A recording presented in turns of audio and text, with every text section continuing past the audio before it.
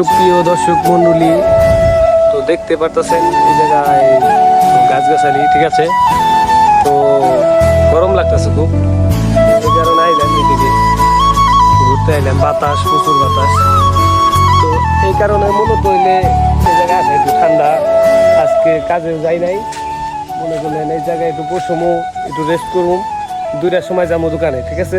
এখন আর যাম না, প্রচুর রোদ হচ্ছে, এই গরমে মানুষের খুব সমস্যা। তো দেখতে পাচ্ছেন ভিউটা দেখাইতেছি।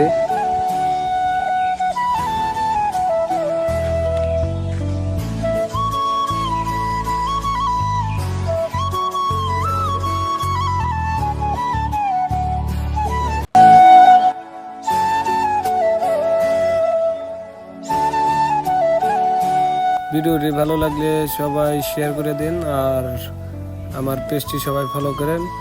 আল্লাহ হাফেজ।